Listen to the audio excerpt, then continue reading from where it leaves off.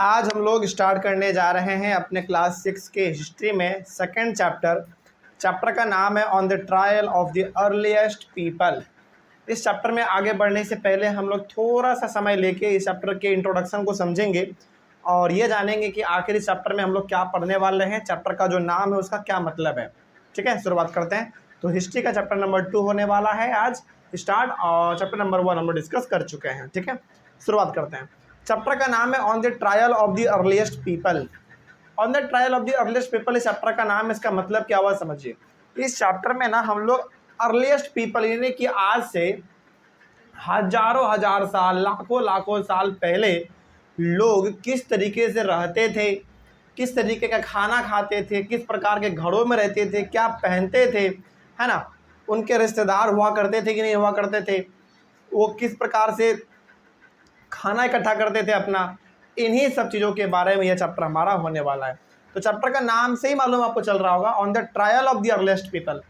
Trial of the earliest people का simple सा मतलब हो गया कि थोड़ा बहुत हम लोग रिसर्च करेंगे, पता करेंगे कि आखिर पहले के लोग किस तरीके से रहा करते थे, अपना जीवन यापन कैसे चलाते थे, घर परिवार वगैरह, यही सब चीज़ हम लोग इसमें डिस्कस करेंगे। ठीक है, चलिए शुरुआत करते हैं। अपना सबसे पहला टॉपिक है the earliest people, why were they on the move, यानी कि पुराने लोगों के बारे में डिस्कस करेंगे और ये जानेंगे कि आखिर वो लोग मूव क्यों क्या करते थे, ज़्यादा से ज़्यादा इधर से उधर। ठीक है, चलिए शुरुआत करते हैं। लेकिन पहले ना कुछ बातें हैं, आप उसको थोड़ा सा ध्यान से समझिए। पहले people lived in the subcontinent about 2 million years अगो।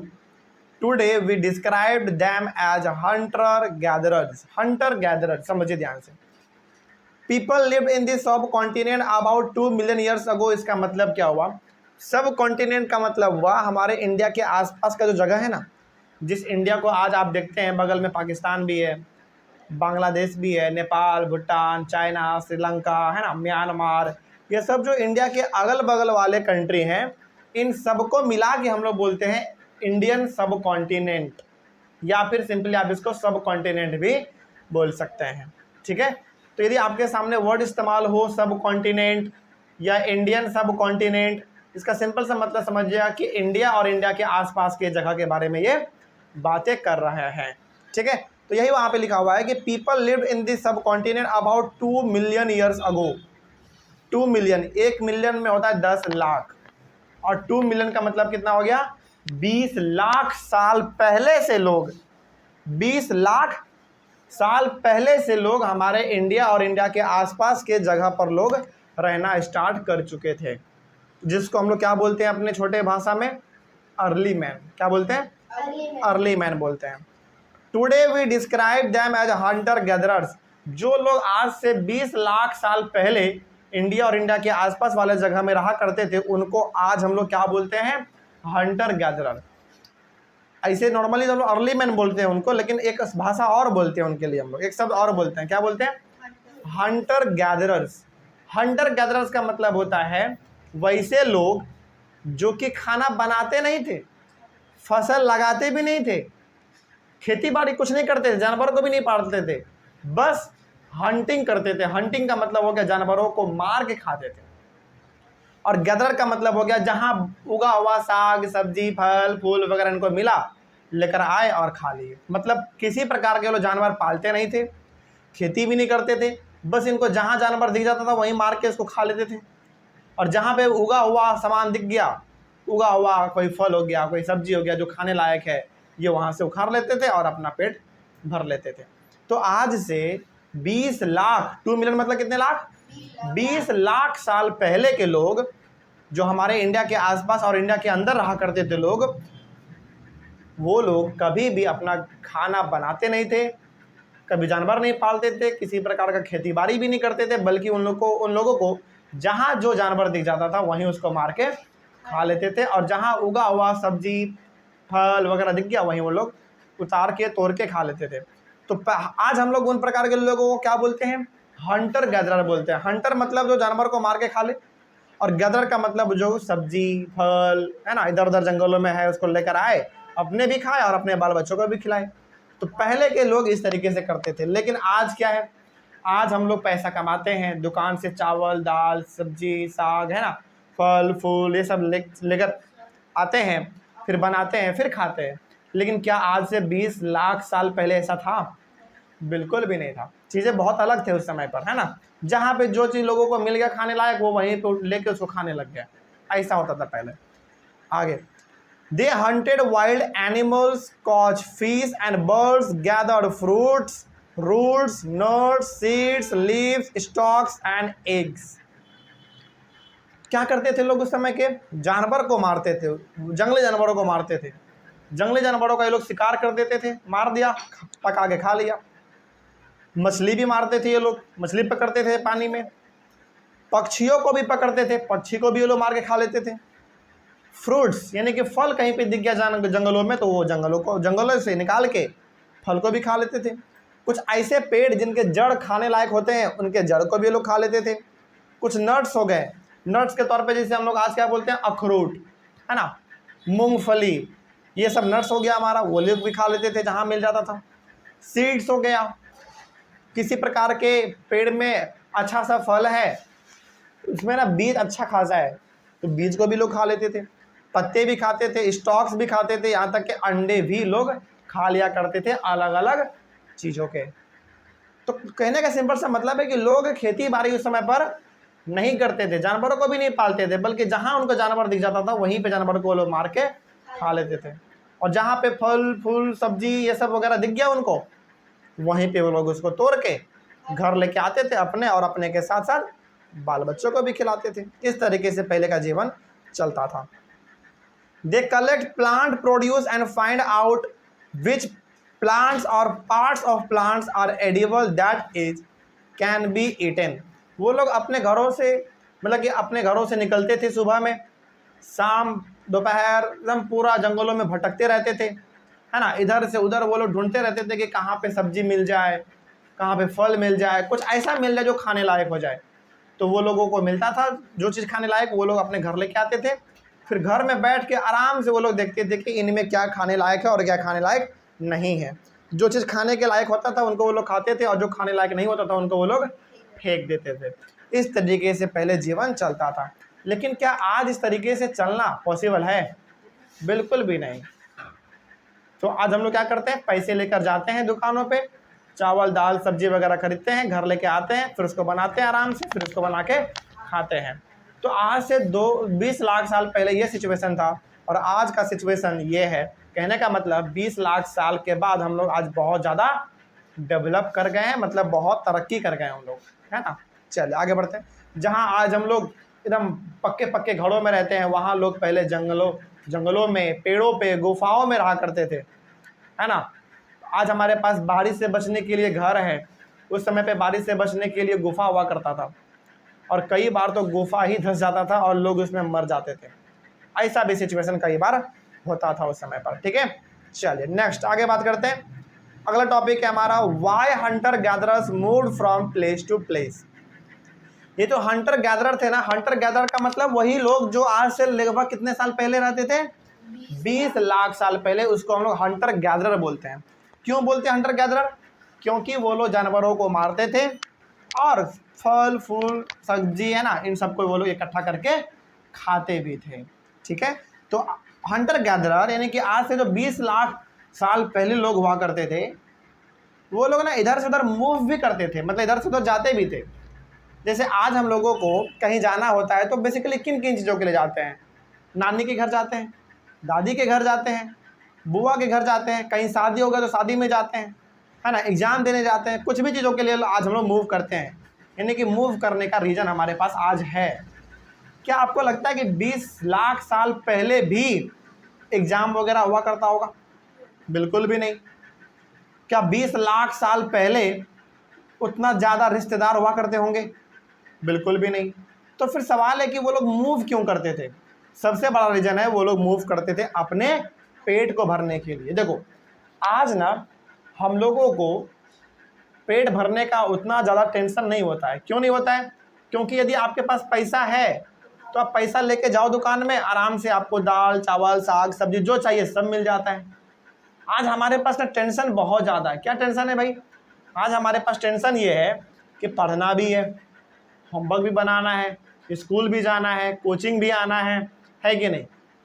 दोस्तों से भी मिलना है, बात भी करना है, बहुत कुछ आज हम लोगों को करने का टेंशन होता है। लेकिन आज से 20 लाख साल पहले लोगों के पास कोई टेंशन नहीं था, बस उनको एक चीज का टेंशन था। क्या टेंशन था? कि आज का खाना कहां से आएगा। क्या उनको उस समय पर, समझेगा ध्यान से, क्या उनको उस समय पर पढ़ाई लिखाई का टेंशन रहा होगा? बिल्कुल भी नहीं। क्या उनको उस समय पर कोई वीडियो गेम ना मिलने की वजह से तकलीफ होता होगा? बिल्कुल भी नहीं, क्योंकि वीडियो गेम तो आज है हमारे पास, उस समय पे थोड़ी हुआ करता था।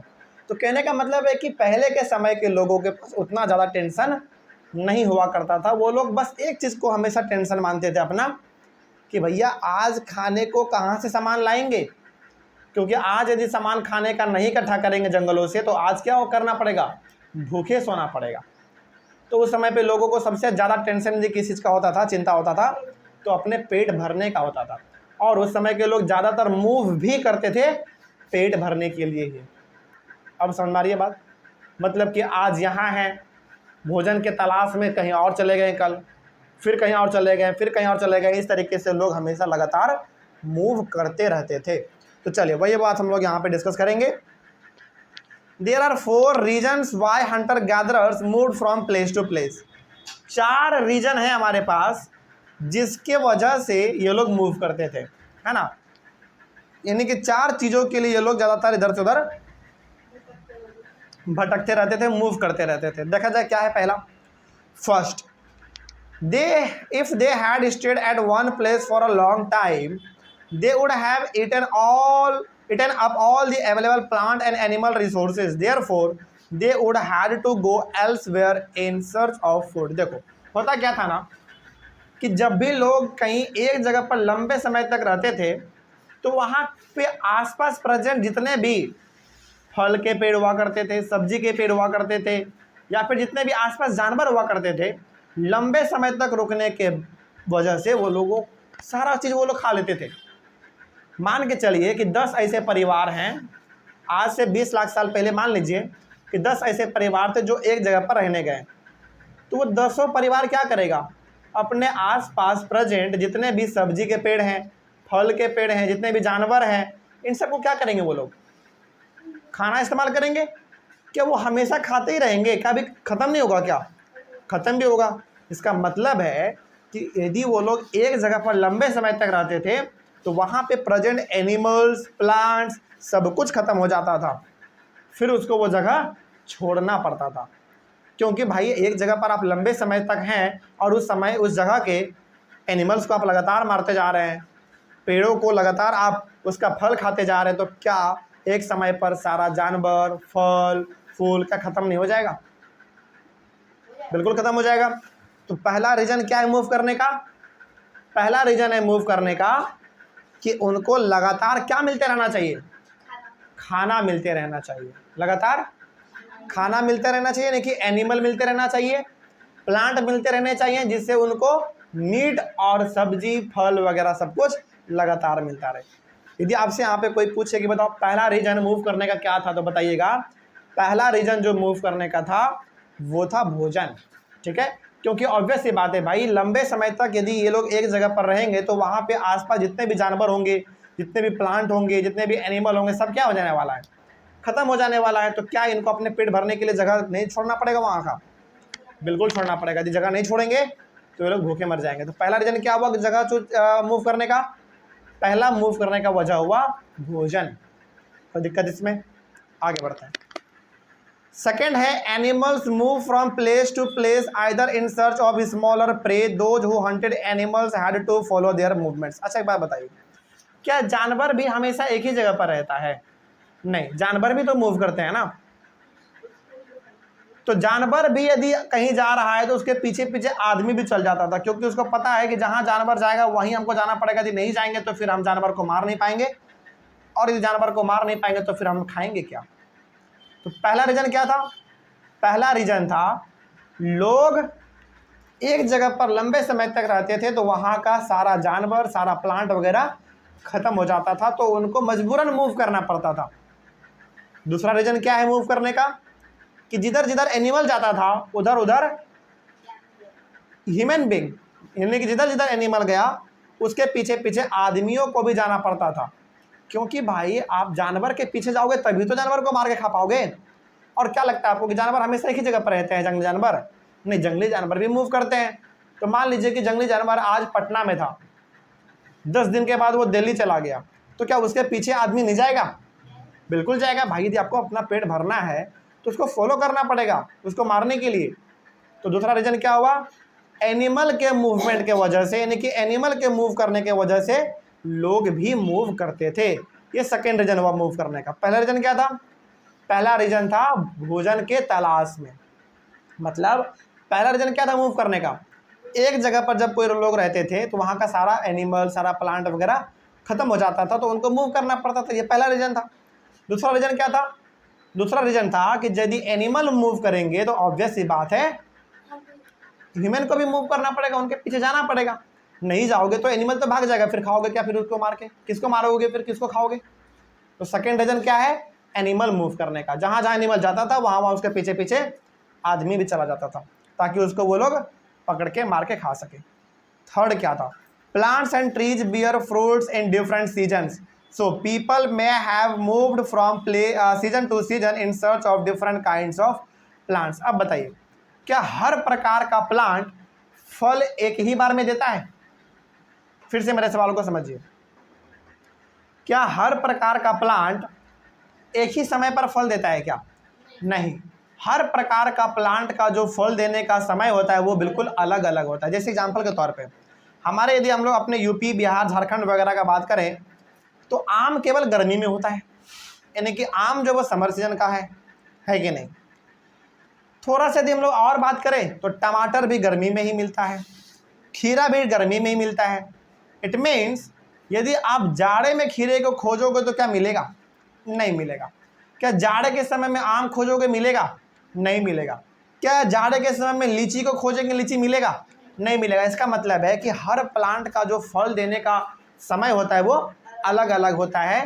तो जैसे मान लीजिए, सपोज करिए कि ऐसा सीजन है जहाँ पे दिल्ली में ना आम उग रहा है। इसे अब चलो इसको छोड़ो, ये इसमें ना कंफ्यूज हो जाओगे, इसे समझो सिंपल सा। आपको पता है नॉर्थ इंडिया बड़ा ठंडा जगह है।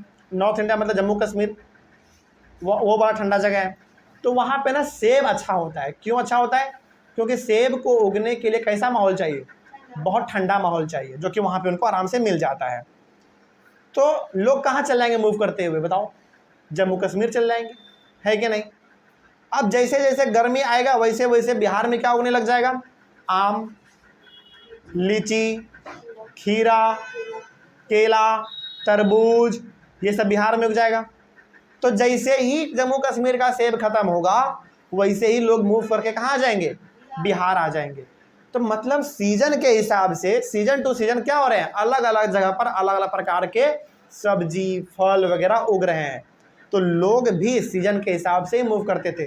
लोगों को ये पता होता था कि जाड़ा आने वाला है, खाने पीने का सामान ये वाला उधर ज़्यादा मिलेगा, तो लोग उधर ही मूव कर जाते थे। गर्मी आ गया तो खाने पीने का सामान इधर, गर्मी में कुछ और मिलेगा तो इधर आ जाते थे, है ना? बरसात में कहीं और चल जाते थे। तो थर्ड रीजन मूव करने का क्या है? सीजन। क्या है? सीजन। क्योंकि हर प्लांट का जो फल देने का सीजन होता है वो अलग अलग होता है। तो उस फल को वो लोग सीजन के हिसाब से इस्तेमाल कर सके, इसके लिए वो लोग मूव लगातार करते रहते थे।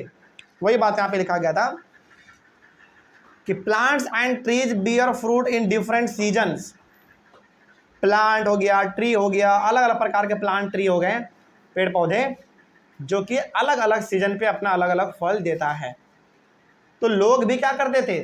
सीजन टू सीजन मूव करते रहते थे इधर से उधर। क्योंकि उनको पता था गर्मी आ गया तो ये वाला फल उधर मिलेगा, चलो उधर चलते हैं। जाड़ा आ गया, ये वाला फल उधर मिलेगा तो चलो उधर चलते हैं। बरसात आ गया, ये वाला फल उधर मिलेगा, चलो उधर चलते हैं। इस तरीके से लोग लगातार मूव करते रहते थे। ठीक है, आगे चौथा कारण क्या है? तीसरा कारण हो गया, चौथा देखो क्या है? People, plants and animals need water to survive. अच्छा एक बात बताइए, आपको ना जानवर भी मिल जाता है खाने के लिए, सब्जी भी मिल गया, फल भी मिल गया, सब कुछ मिल गया, लेकिन क्या बिना पानी का जीवन चला लोगे? बिल्कुल भी नहीं। तो जो चौथा कारण रीजन, जो चौथा रीजन लोगों के मूव करने का, वो क्या है? वाटर। क्या लगता है आपको कि आज से 20 लाख साल पहले इंडिया में हर जगह पर पानी था? नहीं भाई, किसी किसी जगह पर पानी था, और आज भी किसी किसी जगह पर ही पानी है, नदी है कि नहीं। समुद्र के पानी को तो हम लोग ऐसे भी नहीं पी सकते हैं, लेकिन नदी का पानी क्या हर जगह इंडिया में, बताओ? नहीं, किसी किसी जगह पर है और किसी किसी जगह पर नहीं है। तो जहाँ नदी का पानी हुआ करता था लोग वहाँ मूव कर जाते थे। समझ में आ रही है बात? जहाँ नदी हुआ करता था लोग वहीं मूव कर जाते थे। तो ये हो गया हमारा चौथा कारण मूव करने का, यानी कि पानी की तलाश में लोग मूव करते रहते थे। जैसे मान लीजिए गर्मी आया, एक से एक जगह का पानी सूख गया, तो लोग बोलते थे कि यार यहाँ का पानी सूख गया, अब कहीं और चलते हैं, तो लोग कहीं और चल जाते थे। ठीक है ना। आगे, water is found in lakes, streams and rivers, यानी कि झरने में, तालाबों में, पोखर में, कैनल्स में, रिवर्स में, इन सभी जगह पर पानी उपलब्ध हुआ करता था। तो many rivers and lakes are perennial and many are seasonal. तो बहुत सारे नदी तो ऐसे हुआ करते थे जो कि हमेशा बहा करते थे। पेरिनियल का मतलब होता है जो हमेशा बहते रहते हैं। जैसे हमारा गंगा नदी कैसा नदी है भाई? पेरिनियल रिवर है। देखो, पेरिनियल का मतलब होता है जो हमेशा बहता रहता हो। तो आपका नदी जो है, जो गंगा है, ब्रह्मपुत्रा है, फिर से इंदस है, ये सब ऐसा नदी है जो हमेशा बहते रहते हैं। लेकिन कुछ ऐसे भी नदी होते हैं जो सीजनल होते हैं, जो कि लगभग सावन के समय में, यानी कि अगस्त के आसपास जब बरसात ज़्यादा होता है, अगस्त सितंबर में बरसात क्या होता है, ज़्यादा होता है, तो उस बरसात के पानी की वजह से वहाँ का नदी बन जाता है। तो कहने का मतलब है कि बहुत सारे नदी हमेशा बहते रहते हैं, और बहुत सारे नदी हैं जो हमेशा नहीं बहते हैं, वो केवल बरसात के समय में बहना स्टार्ट होता है क्योंकि पानी भर जाता है। तो पानी के तलाश में भी लोग मूव किया करते थे एक जगह से दूसरे जगह पर। आगे, to acquire water hunter gatherers moved from place to place, यानी कि उनको पानी मिल सके इसके लिए भी वो लोग लगातार मूव किया करते थे। क्या अब आपको चारों का चारों रीजन पता चला लोग क्यों मूव करते थे? तो पहला रीजन क्या है समझिए, फिर से एक बार रिवीजन करवाते हैं आपका, ठीक है, फटाक से। लोगों के मूव करने का जो पहला रीजन है वो ये कि जब लोग किसी एक जगह पर लंबे समय तक रहते थे तो वहाँ का सारा एनिमल, सारा सब्जी, सारा फल, सब कुछ वो लोग खा लेते थे। फिर वहाँ पे एक समय के बाद कुछ बचता ही नहीं था, और जब कुछ बचा ही नहीं है तो क्या लोग अभी भी वहाँ रहना चाहेंगे? नहीं। तो पहला रीजन क्या हो गया मूव करने का? भोजन की तलाश में वो लोग मूव कर जाते थे। ठीक, क्योंकि एक समय पर एक जगह पर रहते रहते क्या हो सकता है, सारा वहाँ का अनाज वगैरह खत्म हो सकता है, जानवर खत्म हो सकते हैं, तो वो लोग मूव कर जाते थे। पहला रीजन ये था। दूसरा रीजन क्या था? दूसरा रीजन था कि एनिमल भी मूव करते रहते हैं लगातार। एनिमल भी एक जगह से दूसरी जगह जाते रहते हैं, तो एनिमल के पीछे पीछे भी इंसान चले जाते थे, क्योंकि उनको पता था कि जहाँ जानवर जाएगा उनके पीछे जाना पड़ेगा। यदि नहीं गए तो जानवर भाग जाएगा और हम उनको मार के खा नहीं पाएंगे, पेट नहीं भर पाएंगे, तो ऑब्वियस सी बात है मर जाएंगे। दूसरा कारण ये था। तीसरा कारण क्या था भाई? तीसरा कारण था कि जो प्लांट है, अलग अलग प्रकार के जो ट्री हैं, वो हमेशा फल या फिर सब्जी नहीं देते हैं, वो सीजन टू सीजन देता है। तो जिस सीजन में जहाँ फल सब्जी वगैरह उगता था लोग वहीं चल जाते थे, यानी कि लोग सीजन टू सीजन भी मूव किया करते थे एक जगह से दूसरी जगह। और चौथा कारण क्या था? पानी के तलाश में। पानी के तलाश में भी लोग इधर से उधर मूव करते रहते थे। तो ये चार कारण हैं जो कि लोग उस समय के इधर से उधर मूव करते थे। एक यहाँ पे एडिशनल पॉइंट है तो इसको समझ लेते हैं। Many hunter gatherers moved from place to meet their friends and relatives also. समझिए ध्यान से, आज से 20 लाख साल पहले लोगों के रिश्तेदार उतने नहीं हुआ करते थे, बहुत कम हुआ करते थे। दोस्त हो गया, रिश्तेदार हो गया, बहुत कम हुआ करते थे। तो उनसे मिलने भी लोग इधर से उधर मूव करते रहते थे। जैसे आज जितना ज़्यादा आपको रिश्तेदार दिखता है, क्या इतना ज़्यादा रिश्तेदार पहले भी हुआ करते थे? नहीं हुआ करते थे। रिश्तेदार उस समय पे कम होते थे, है ना, दोस्त भी वगैरह ये सब कम हुआ करता था, लेकिन जितने भी थे उनसे मिलने के लिए भी लोग इधर से उधर मूव करते रहते थे। तो ये टॉपिक हमारा कंप्लीट हुआ। नेक्स्ट टॉपिक होगा हमारा जो कि अगले क्लास में करेंगे, वो करेंगे how do we know about this people. तो मिलेंगे हम लोग अपने अगले क्लास में। Thank you. Next topic discuss करेंगे how do we know about this people. पिछले वाले क्लास में हमने आपको बताया था कि किस तरीके से पहले के ज़माने के लोग किन किन वजह से मूव करते थे। तो कितने रीजन बताए थे हमने आपको? 4 रीजन बताए थे जिसके लिए वो लोग हमेशा इधर से उधर मूव किया करते रहते थे। ठीक ना, आगे बढ़ते हैं। और उस समय के लोगों को हमने क्या बोला था? हंटर गैदरर, है ना। हंटर गैदरर का मतलब हो गया कि वो लोग ज़्यादातर अपने जानवरों को मारते थे, आसपास जो जानवर हुआ करते थे उनको वो मार के वो लोग खा लेते थे। ये हो गया हंटर यानी कि हंटिंग। और गैदरर का मतलब हो गया कि कहीं पर वो जंगल में गए, वहाँ पे उनको कोई चीज़ ऐसा दिख गया जो कि खाने लायक है, खाने लायक कोई फल मिल गया है ना, कोई सब्जी मिल गया, कुछ भी मिल गया, तो वो लोग वहाँ से इकट्ठा करके उसको भी खा लेते थे। तो यही है हमारा हंटर और गैदरर। तो आज से कितने साल बोला था हमने? 2 मिलियन ईयर्स अगो, यानी कि आज से 1 मिलियन में कितना साल? 10 लाख। तो 2 मिलियन में कितना? 20 लाख साल पहले। तो आज से 20 लाख साल पहले के लोगों को हम लोग क्या बोलते हैं? आज हंटर गैदरर बोलते हैं, क्योंकि वो लोग जानवरों को मार के और फल फूल सब्जी वगैरह को इकट्ठा कर करके अपना घर परिवार चलाते थे। ठीक है, और वो लोग क्यों मूव करते थे एक जगह से दूसरे जगह, ये भी हम लोग डिस्कस कर चुके हैं।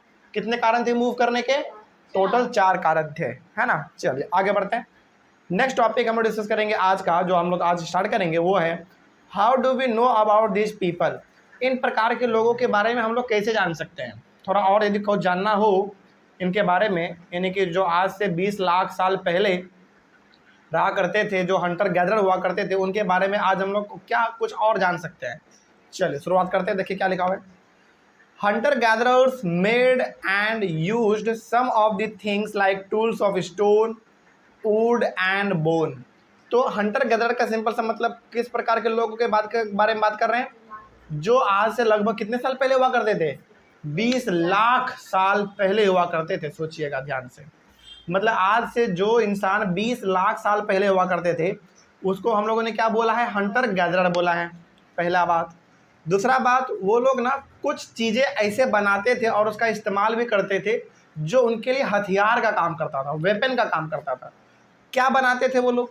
वो लोग बनाते थे टूल्स ऑफ स्टोन, यानी कि पत्थरों का औजार बनाते थे, पत्थरों का हथियार बनाते थे वो लोग। और हथियार का मतलब गोली बंदूक मत समझिएगा आज के ज़माने में कि 47 जैसा, ऐसा कुछ नहीं। कुल्हाड़ी हो गया, है ना, भाला हो गया, इस प्रकार का चीज़ें वो लोग बनाया करते थे अपने पत्थरों से, ठीक ना। और उसी से जानवरों का शिकार करते थे, जानवरों को मारते थे। कई बार वो लोग अपने हथियार को लकड़ी का भी बनाते थे, कई बार जानवर के हड्डी का भी बनाते थे हथियार। तो कहने का मतलब है कि हंटर गैदरर जो आज से 20 लाख साल पहले लोग हुआ करते थे, वो लोग अपने हथियार को अलग अलग चीज़ों से बनाया करते थे। स्टोन से बनाते थे, लकड़ी से बनाते थे, है ना, और जानवरों के हड्डियों से भी बनाते थे, जिसका इस्तेमाल केवल और केवल वो लोग किस चीज़ के लिए करते थे? जानवरों को मारने के लिए और अपने सुरक्षा के लिए। मान लीजिए कोई जानवर उसके ऊपर हमला कर दे तो उससे आप कैसे बचोगे? तो उन्हीं सब हथियारों से ये लोग अपने बचाव को करते थे। ठीक है, आगे बढ़ते हैं। These tools were used to cut meat and bone। इन प्रकार के टूल्स का, इन प्रकार के हथियारों का, इन प्रकार के औजारों का, अब जो बोल लीजिए सब सही है। ये इन प्रकार के जो स्टोन्स बनाए, मतलब जो टूल्स बनाते थे, इनका इस्तेमाल ये लोग करते थे मीट को कट करने के लिए, है ना। जैसे हुआ कि होता क्या था ना कि ये लोग जानवरों का शिकार किए, जानवरों को मारा, तो जानवरों को मार के उनके मीट को आप टुकड़ों में डिवाइड करोगे ना खाने के लिए, अच्छे से पका के खाने के लिए। तो जानवरों को मार के उनको छोटे छोटे टुकड़ों में बांटने के लिए इन प्रकार के टूल्स का वो लोग इस्तेमाल करते थे। उसके बाद है स्क्रैप बार्क। स्क्रैप बार्क का मतलब हो गया फ्रॉम ट्रीज। फ्रॉम ट्रीज का सिंपल सा मतलब हो गया कि कुछ ऐसा चीज़ प्लांट में खाने लायक है जो खाया जा सकता है, तो उनको भी वो लोग काटने का काम किससे करते थे? अपने टूल से ही करते थे। And hides. हाइड्स का मतलब होता है जानवर का स्किन। जानवर का जो स्किन होता है, जो चमड़ा होता है ऊपर का, उसको भी बॉडी से निकालने के लिए, उखाड़ने के लिए, बॉडी से बाहर निकालने के लिए स्किन को भी टूल्स का इस्तेमाल किया जाता था। Chop fruits and roots. उसके बाद फिर जड़ को काटना हो या फल को काटना हो, इन सब चीज़ों के लिए उन्हीं टूल्स का इस्तेमाल किया जाता था। तो कहने का मतलब है कि वो लोग जो टूल्स बनाते थे, स्टोन्स का, लकड़ियों का, हड्डियों का, इन प्रकार के टूल्स का वो लोग इस्तेमाल अलग अलग चीज़ों के लिए करते थे। जैसे मीट को कट करने के लिए, हड्डियों को कट करने के लिए, पेड़ के कुछ ऐसे पार्ट को कट करने के लिए जिसको कि खाया जा सकता है, उसको कट करने के लिए, एनिमल्स के स्किन को कट करने के लिए, है ना, यहाँ तक कि फ्रूट्स को, रूट्स को, पेड़ के जड़ों को भी यदि कट करना हो और कट करके खाना हो तो उन प्रकार के चीज़ों को ये लोग अपने टूल से काट लिया करते थे, ठीक है ना। तो tools were also use to chop wood which was use as fire, और टूल्स का इस्तेमाल जो है लकड़ियों को काटने के लिए भी किया जाता था, जिस लकड़ी का क्या इस्तेमाल होना है आगे चल के, आग जलाने के लिए इस्तेमाल होना है ना। तो कहने का मतलब सिंपल सा है कि टूल्स का इस्तेमाल अलग अलग चीज़ों के लिए किया जाता था, ठीक है। आगे, हैंडल्स ऑफ बोन और wood are use to make spears and arrows for hunting. कई बार वो लोग क्या करते थे, कुछ ऐसे लकड़ी हुआ करते थे, ऐसे पेड़ जिनके जो लकड़ी होते हैं वो बहुत मजबूत होते हैं, वही वो हो गया, या फिर कुछ जानवरों के जो हड्डी होते हैं वो इतने मजबूत होते थे कि इनका इस्तेमाल वो लोग तीर धनुष के लिए इस्तेमाल कर लेते थे, जानवरों को मारने के लिए। हाँ, निशाना लगाते थे, तीर धनुष। स्पीयर्स एंड एरोज का मतलब समझते हैं ना, तीर और धनुष, है ना। जैसे रामायण में आप देखते होंगे ना, रामायण में आप देखे होंगे कि राम जी लक्ष्मण जी के पास हमेशा तीर और धनुष रहता है। वो क्यों रहता है भाई? युद्ध करने के लिए होता है, जानवरों को यदि कोई उनके ऊपर हमला कर दे तो उनके अपने बचाव के लिए रहता है। तो उसी प्रकार का तीर धनुष उस समय के लोग भी बनाया करते थे, और उस समय का जो तीर धनुष हुआ करता था आज से 20 लाख साल पहले, वो ज़्यादातर तीर धनुष किससे बना होता था? लकड़ियों से या फिर जानवरों के हड्डियों से बना रहता था। तो वो लोग जानवरों को मारने के लिए तीर धनुष का भी इस्तेमाल किया करते थे। आगे, wood was also use to make huts. लकड़ियों का इस्तेमाल झोपड़ी बनाने के लिए भी किया जाता था, जिसके अंदर लोग आराम से रह पाते थे, है ना। कोई डाउट इसमें? क्या ये वाला टॉपिक समझ में आया आपको? आगे बढ़ा जाए, चलिए नेक्स्ट। तो इस वाले टॉपिक में बेसिकली आपने ये समझा कि आज से 20 लाख साल पहले जो लोग रहते थे उनको हमने क्या बोला? हंटर गैदरर बोला। वो लोग अपने इस्तेमाल के लिए टूल्स बनाते थे, है ना, यानी कि हथियार बनाते थे। और टूल्स बेसिकली वो लोग बनाते थे 3 चीज़ों का, पहला पत्थर का, दूसरा लकड़ियों का, और तीसरा हड्डियों का। और उन टूल से वो लोग क्या करते थे? अलग अलग कामों को करते थे। जानवरों को मारना, उनके उसके मीट को पीस में डिवाइड कर देना, है ना, फ्रूट काटना, जड़ को काटना, या फिर प्लांट का कुछ ऐसा पार्ट काट लेना जो कि खाने लायक हो। इन सब चीज़ों के लिए वो लोग अपने टूल्स का इस्तेमाल किया करते थे। कोई डाउट नहीं इसमें? चलिए नेक्स्ट टॉपिक है हमारा choosing a place to live in. इसमें भी थोड़ा अच्छा पॉइंट है, ये भी समझने की कोशिश करिएगा। पहला, इसमें हम लोग 2 चीज़ समझेंगे, 2 इंपॉर्टेंट टर्म है, उसको हम लोग समझेंगे फिर आगे बढ़ेंगे। पहला है फैक्ट्री साइट्स। क्या होता है फैक्ट्री साइट्स? समझिए, places where stone was found and where people made tools are known as factory sites. समझिए ध्यान से, देखिए आज से 20 लाख साल पहले जिस भी प्रकार के लोग रहते थे, उन्होंने जैसा भी टूल्स बनाया, उन टूल्स को जब आज हम लोग ज़मीन को खोदते हैं तो वहाँ पे हमको क्या मिलता है? पुराने ज़माने के, यानी कि आज से 20 लाख साल पहले जो हड्डियों के बने हुए टूल्स थे, है ना, लकड़ियों के बने हुए टूल्स थे, स्टोन्स के बने हुए टूल्स थे, वो आज हमको मिलता है। कैसे मिलता है? जब हम लोग ज़मीन को खोदते हैं तो हमको मिलता है वो चीज़। इससे क्या आइडिया लगता है हम लोगों को? इससे ये आइडिया लगता है कि पहले के ज़माने के लोगों के पास गन वगैरह नहीं हुआ करता था, टूल्स हुआ करते थे, है ना, पत्थरों के, हड्डियों के, लकड़ियों के, इनके टूल्स हुआ करते थे। और जिस जगह पर इन सब चीज़ों को पाया गया है, जहाँ जहाँ मिला है, उनको हम लोग क्या बोल दिए हैं? फैक्ट्री साइट्स बोल दिए हैं। तो एक बार फिर से समझाते हैं क्योंकि इंपॉर्टेंट है। Places where stone was found and where people made tools are known as factory sites. तो ऐसा जगह जहाँ पे बहुत सारे स्टोन पाए गए हैं पुराने ज़माने के, अलग अलग स्ट्रक्चर का, जिसका इस्तेमाल किया जाता होगा जानवरों को मारने के लिए। तो ऐसा जगह जहाँ पे स्टोन्स पाए गए हैं, और ऐसा जगह जहाँ पे स्टोन से बने हुए टूल्स पाए गए हैं, चीज़ें मिले हैं वहाँ पे स्टोन से बने हुए, इन प्रकार के जगह को हम लोग कहते हैं फैक्ट्री साइट्स। और हमारे इंडिया में खास करके ऐसे बहुत सारे जगह खोजे गए हैं हमारे साइंटिस्ट लोगों के द्वारा, जहाँ पे उनको बहुत सारे नए नए चीज़ों के बारे में पता चला है। बहुत सारे जगह के बारे में उन्होंने ऐसा भी खोजा है जहाँ पे उनको अच्छे लेवल में, यानी कि भारी मात्रा में पुराने ज़माने के क्या मिले हैं? टूल्स मिले हैं, स्टोन्स मिले हैं। तो उस जगह को हम लोग क्या बोल देंगे? Factory sites. तो फैक्ट्री साइट से कोई आपसे पूछे बताइए क्या है, तो सिंपल सा बताइएगा, फैक्ट्री साइट्स का मतलब होता है वैसा जगह जहाँ पे पुराने ज़माने के हम लोगों को क्या मिल जाए?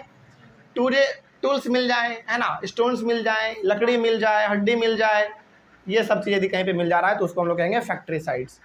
आगे बढ़ते हैं। अगला है हैबिटेशन कम फैक्ट्री साइट्स। ये क्या है समझिएगा ध्यान से।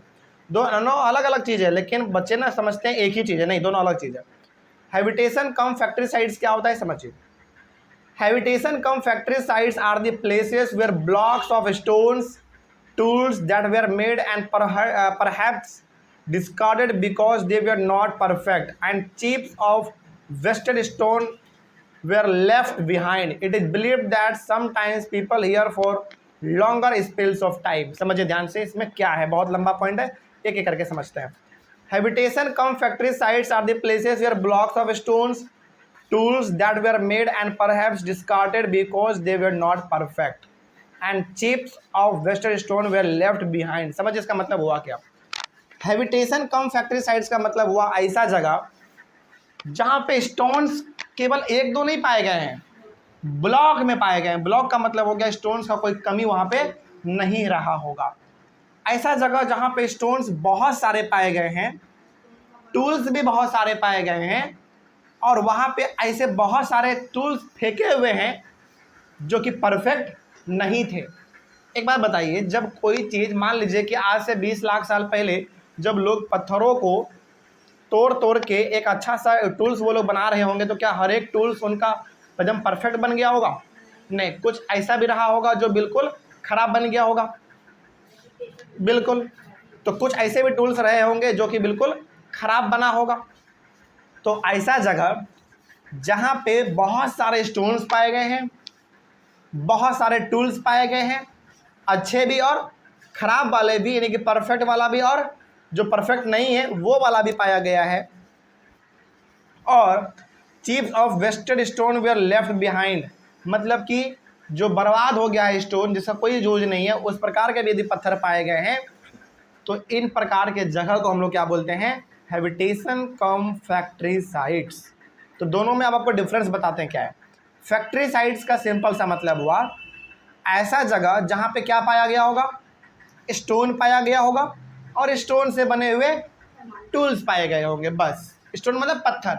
तो ऐसा जगह जहाँ पे पत्थर पाया गया होगा, फिर से समझिए बहुत इंपॉर्टेंट है, ऐसा जगह जहाँ पे पत्थर पाया गया होगा और पत्थर से बने हुए टूल्स पाए गए होंगे, उस जगह को हम लोग कहेंगे फैक्ट्री साइट्स।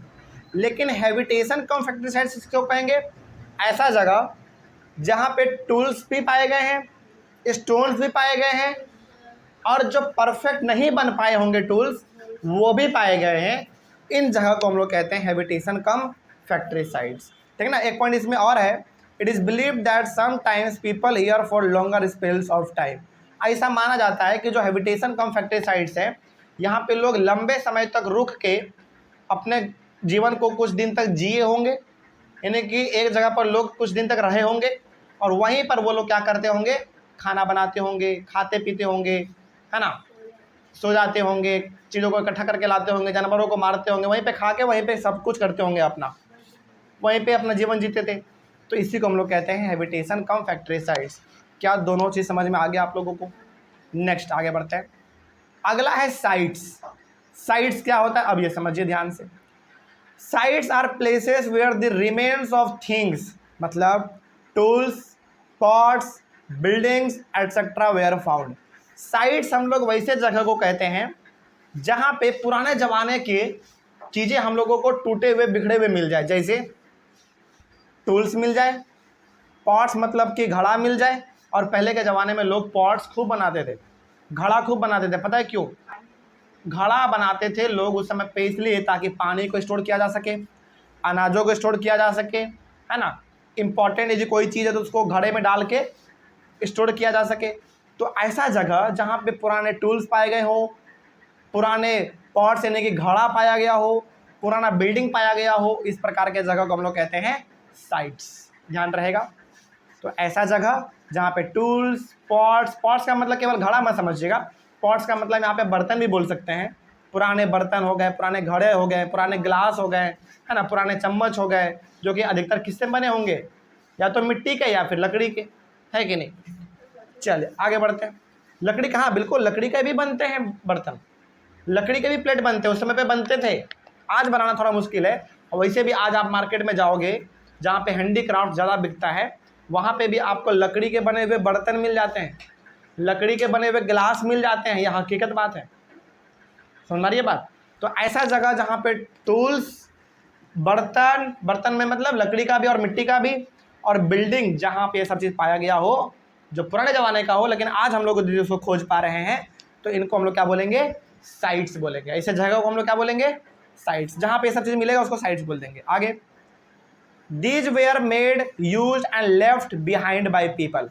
देखिए किसी जगह पर ये टूल्स मिल रहा है, पॉट्स मिल रहे हैं, यानी कि बर्तन मिल रहे हैं, बिल्डिंग मिल रहे हैं, इसका मतलब क्या है, सिंपल सा, इसका सिंपल सा मतलब है कि उस समय पर लोग कुछ समय तक रहे होंगे, उन चीज़ों को बनाए होंगे, और वहीं पे छोड़ के वो लोग वहाँ से चले गए होंगे, तो वहीं पे वो रखा रह गया। समय बदला, आज 20 लाख साल के बाद हम लोग आज जब उसको ज़मीन खोद के देखते हैं तो जैसा का तैसा मिल जाता है कि नहीं। तो ये चीज़ मिलने का सिंपल सा मतलब है कि कुछ समय तक लोग वहाँ पे आए होंगे, रहे होंगे, उसका इस्तेमाल किए होंगे, और फिर उसको वहीं पे छोड़ के चले गए होंगे। ठीक है, आगे, these may be found on the surface of the earth, buried under the earth, और समटाइम्स इवन अंडर वाटर। तो बहुत सारी चीज़ें पुराने ज़माने के ऐसे हैं जो हम लोगों को ज़मीन के नीचे मिला है, बहुत सारी चीज़ें ऐसे हैं जो कि ज़मीन के ऊपर ही मिल गया है, और बहुत सारी ऐसी चीज़ें हैं जो ज़मीन के पानी के नीचे मिला है। तो हर जगह पर, अलग अलग जगह पर अलग अलग प्रकार के चीज़ें हम लोगों को पुराने ज़माने के मिले हैं। जब हम लोग पढ़ते हैं तो पता चलता है कि कुछ चीज़ें हम लोगों को ज़मीन के नीचे मिले हैं, कोई चीज़ है जो ज़मीन के ऊपर ही मिल गया है, कोई चीज़ ऐसा है जो कि पानी के नीचे मिला है ना। तो जहाँ जहाँ पे लोग पहले रहते थे, जहाँ जहाँ उन्होंने अपने सामानों को छोड़ दिया, वो चीज़ वहीं पे आज हम लोगों को दिख जाता है और मिल जाता है। ठीक ना, चलिए, इस तरीके से हमारा ये टॉपिक भी कंप्लीट हुआ।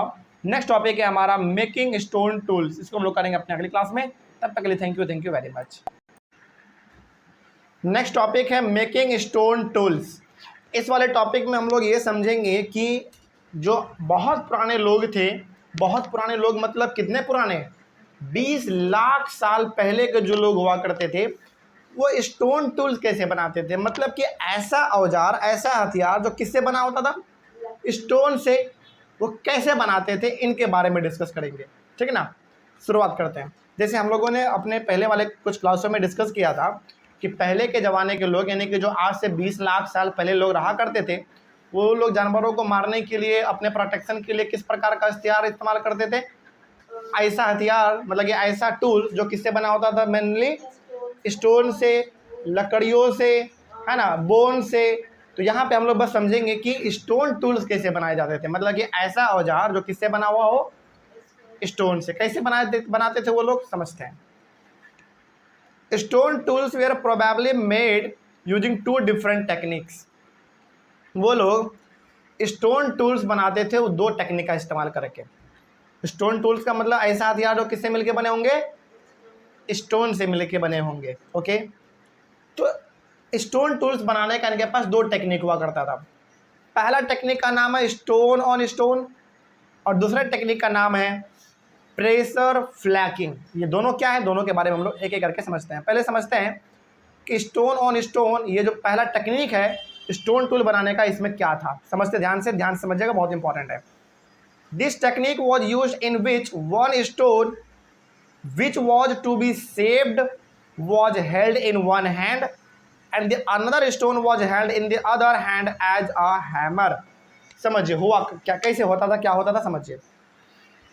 एक मतलब कि दोनों हाथ में एक एक पत्थर लिया जाता था पहले, दोनों हाथ में एक एक पत्थर लिया जाता था पहले नॉर्मली। तो आप इमेजिन करिए कि आप ही वो इंसान है जो 20 लाख साल पहले रहते थे।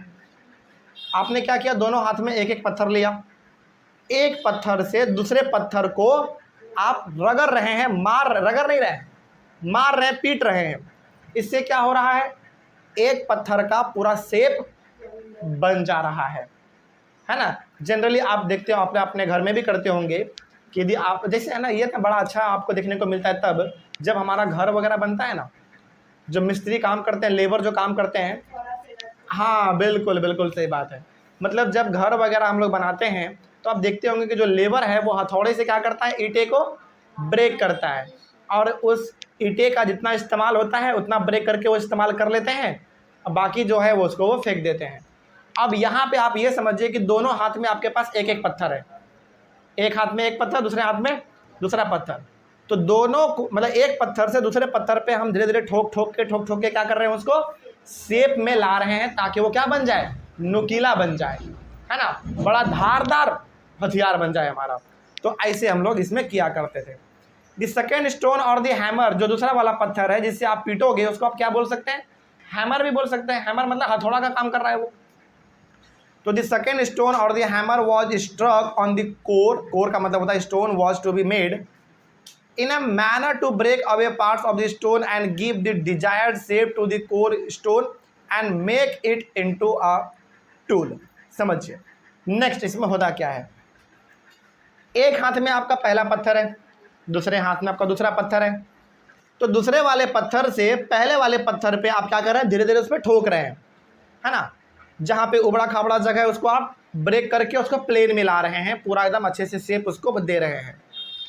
इससे होता क्या था कि जो पहला वाला पत्थर था, जो कि जिसपे हम जिसको हम मार रहे थे, जिसको पीट रहे थे थोड़े से, वो तो आराम से मेरा हथियार बन गया।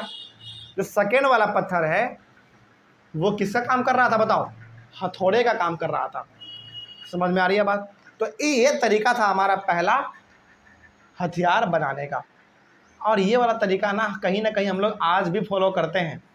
तब करते हैं ज़्यादातर, आप तब देखते होंगे जब हम लोग घर बनाते हैं अपना, तो जो लेबर होता है वो हथौड़े से एक ईंटे को इस हिसाब से ब्रेक करता है, जितना ज़रूरत होता है उतना वो ब्रेक करके वहाँ पे उसको फिट कर देता है कि नहीं?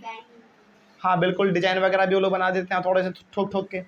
तो ये वाला जो मेथड है स्टोन ऑन स्टोन, क्या समझ में आया? तो यदि आपसे कोई पूछे कि बताइए स्टोन टूल्स बनाने का जो पहला मेथड है वो क्या है, तो आप बताइएगा पहला जो मेथड है वो क्या है? स्टोन ऑन स्टोन है, जिसमें क्या होता था, दो पत्थर हम लोग लेते थे और एक पत्थर को हम लोग मान लेते थे हथौड़ा और दूसरे पत्थर को मान लेते थे जिसको बनाना है शेप, जिसको देना है, मतलब जिसको अच्छे शेप में डिजाइन करना है, तो जिसको शेप में ढालना है, जिसको हथियार बनाना है, जिसको स्टोन टूल बनाना है, उस पर हम लोग धीरे धीरे उसको ठोकते रहते थे और उसको अच्छे से शेप में लाते थे। यही था हमारा स्टोन ऑन स्टोन टेक्निक। आगे बढ़े तो जैसा शेप बनाना होता था वैसा शेप हम लोग बना लेते थे, ठीक है ना। भाले का, तलवार का, त्रिशूल का, जैसा बनाना होता था वैसा हम लोग ठोक ठोक के बना लेते थे। नेक्स्ट आगे बढ़ते हैं, अगला है प्रेशर फ्लैकिंग। प्रेशर फ्लैकिंग क्या था समझिए ध्यान से। It is a method of trimming the edge of a stone tool by removing small stony flakes by pressing on the stone with a sharp stone rather than striking it. Pressure flaking में क्या होता था, जैसे मान लीजिए आपने stone tools बना तो लिया, समझिए ध्यान से, आपने स्टोन टूल्स बना तो लिया, लेकिन कितना भी है तो भाई वो पत्थर का ही है ना, तो हो सकता है कि वो कहीं कहीं पर धारदार हो, उससे क्या हो सकता है, हाथ कट सकता है आपका। तो हम लोग क्या करते थे, एक और पत्थर लेते थे, उस जहाँ पर उसका नुकीला वाला हिस्सा होता था उसको हम लोग रगड़ते थे। रगड़ने से क्या होता था, उसका नुकीला वाला हिस्सा खत्म हो जाता था और वो बिल्कुल चिकना हो जाता था, बिल्कुल शार्प हो जाता था। इसी को हम लोग कहते थे प्रेशर फ्लैकिंग। इसमें हम लोग पीटते नहीं है, ध्यान रखिएगा। हाँ, स्टोन ऑन स्टोन वाले मेथड में हम लोग पीटते थे, लेकिन प्रेशर फ्लैकिंग में हम लोग क्या करते हैं, बस रगड़ते हैं, ताकि जहाँ पे भी नुकीला वाला पार्ट है, जहाँ पे भी उबर खावर है ना, जहाँ पे भी भद्दा दिख रहा है, वहाँ पे हम उसको रगड़ के प्लेन कर देते हैं, चिकना कर देते हैं। उस तरीके से हमारा हथियार यानी कि हमारा स्टोन टूल बिल्कुल तैयार हो जाता है। तो ये दो मेथड है जिसके वजह से पहले के ज़माने के लोग अपना स्टोन टूल्स बनाया करते थे। क्या दोनों का दोनों टेक्निक याद रहेगा आपको? स्टोन ऑन स्टोन में क्या करते थे, एक पत्थर से दूसरे पत्थर पे हम लोग पीटते थे, फिर उसको हम लोग अपना औजार के रूप में ढालते थे, बनाते थे। लेकिन प्रेशर फ्लैकिंग में क्या समझा आपने, एक पत्थर से दूसरे पत्थर को हम लोग रगड़ते हैं ताकि वो बिल्कुल चिकना हो जाए, बिल्कुल शार्प हो जाए और कहीं पे नुकीला वाला पार्ट उसका निकला हुआ ना रहे। ठीक है, चलिए आगे बढ़ते हैं। अगला है फाइंडिंग आउट अबाउट फायर, यानी कि आग का ये लोग इस्तेमाल कैसे करते थे। भाई थोड़ा इसके बारे में बात कर लेते हैं हम लोग, क्योंकि आग के बारे में जानना भी क्या है, बिल्कुल ज़रूरी है ना। देखते हैं क्या लिखा हुआ। अच्छा एक बात बताइए, क्या लगता है आपको कि आग का इस्तेमाल ये लोग शुरू से जानते थे? नहीं, पहले के ज़माने के लोग, बहुत पहले का यदि हम लोग बात करें तो ये लोग ना पहले क्या करते थे, जानवरों को मारते थे और कच्चा ही उनको डिवाइड करके खा लेते थे। मतलब कि जानवरों को मारा, टुकड़ों में डिवाइड किया और उनको वो लोग कच्चा ही खा लेते थे। लेकिन जब इनको आग के बारे में पता चला, जब आग का आविष्कार हुआ, जब आग का इन्वेंशन हुआ, तो इन लोगों ने पका के खाना स्टार्ट किया, और जब भी हम लोग कोई चीज़ पका के खाते हैं तो उसका स्वाद अच्छा लगता है, बढ़ जाता है ना। सिंपल, जैसे आप सिंपल से समझो ना, आपके पास आलू है, आलू आप कच्चा खाओ कितना खराब लगता है, लेकिन वही आलू पका के खाओ कितना बढ़िया लगता है ना। तो कोई भी चीज़ जब हम लोग पका के खाते हैं आग में तो उसका स्वाद बढ़ जाता है, अच्छा लगता है। तो अब हम लोग यहाँ पे देखने वाले हैं कि वो लोग आग का इस्तेमाल कैसे करते थे। देखते हैं क्या लिखा हुआ है। Traces of ash have been found in the Kurnool caves. Kurnool caves से हमारे पास एक मतलब ये गुफा है, इस गुफा में ना बहुत सारे राख पाए गए हैं। क्या पाए गए हैं? राख पाए गए हैं, बहुत पुराने। इससे ये आइडिया लगता है कि पहले जमाने के लोग आग का इस्तेमाल भी करते थे। चलिए अब देखते हैं। Fire could have been used for many things. आग का इस्तेमाल जो है अलग अलग चीज़ों के लिए किया जाता था। किन किन चीज़ों के लिए किया जाता था थोड़ा उसके बारे में भी देख लेते हैं, समझिए। They use it to cook meat before eating rather than eating raw meat। यानी कि पहले ये लोग कच्चा मीट खाते थे जानवरों को मार के, लेकिन जब इनको आग के बारे में पता चला तो ये लोग अब क्या करने लगे, मीट को पका के खाने लग गए। तो पहला आग का इस्तेमाल किस लिए करते थे? खाना पकाने के लिए, ठीक है, पहला इस्तेमाल था आग का। दूसरा आग का क्या इस्तेमाल था भाई? They lit fire outside their caves to protect themselves from wild animals. जब ये लोग रात में गुफाओं में सोते थे ना तो गुफाओं के बाहर ये लोग आग जला के छोड़ देते थे। इससे क्या होता था, जंगली जानवर गुफा में डर के मारे नहीं घुसता था, और जंगल में रहने वाले जो लोग थे, जो गुफाओं में रहते थे लोग, वो बिल्कुल सेफ रहते थे।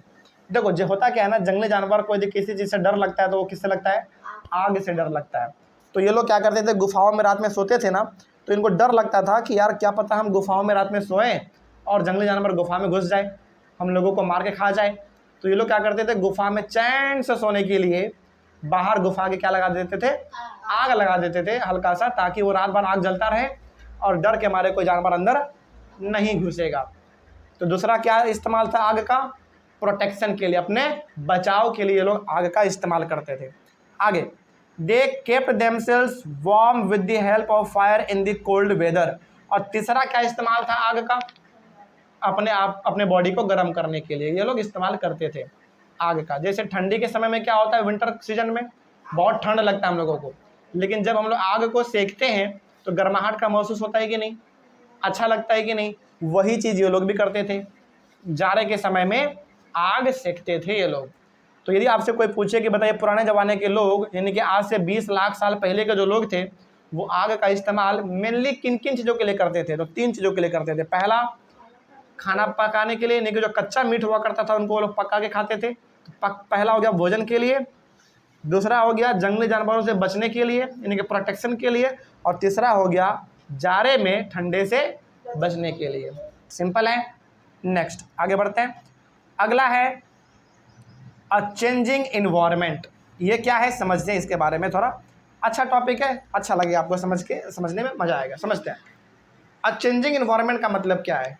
मतलब ऐसा समय, ऐसा टाइम पीरियड जब लगभग अधिकतर चीज़ क्या हो रहा था, चेंज हो रहा था, बदल रहा था। क्या बदल रहा था भाई, थोड़ा उसके बारे में भी बात करते हैं। देखो, अराउंड 12,000 ईयर्स अगो, यानी कि आज से कितना साल पहले का बात हो रहा है? 12,000 साल पहले का बात हो रहा है। There were major changes in the climate of the world which a shift to relatively warm conditions. समझे ध्यान से, यानी कि आज से 12,000 साल पहले के बारे में यदि हम लोग बात करें तो हमारे धरती का जो अधिकतर हिस्सा था ना वो ठंडा हुआ करता था। कैसा हुआ करता था? ठंडा हुआ करता था। लेकिन उसी समय से हमारे धरती का जो माहौल है वो बदलना स्टार्ट हुआ, और ठंडा और गर्म दोनों अब हम लोगों को मिलता है। समझ में आ रही है बात? तो आज से 12,000 साल पहले के बारे में यदि हम लोग बात करें तो हमारे धरती का अधिकतर हिस्सा कैसा हुआ करता था? ठंडा हुआ करता था, ठंडा। लेकिन उसके बाद धीरे धीरे समय बदला, तो ठंडे से धीरे धीरे हम लोगों को गर्मी का भी एहसास होने लगा, आने लगा। ठीक है, आगे। This lead to the development of grasslands and also lead to an increase in the number of deer, antelope, goat, sheep and cattle, that is animal that survived on grass. देखिए, पहले के ज़माने में कैसा था, यानी कि आज से 12,000 साल पहले के बारे में जब हम लोग बात करें तो कैसा माहौल था? ठंडा वाला माहौल था।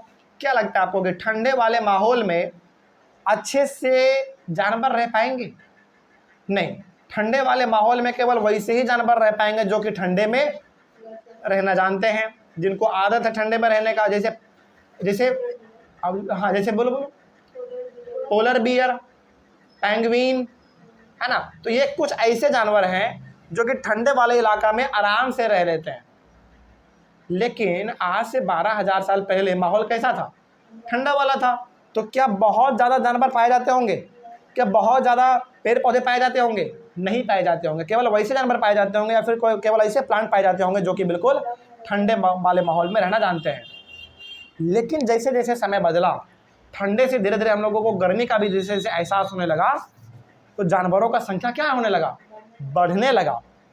और जंगल वगैरह भी धीरे धीरे फैलने लग गए।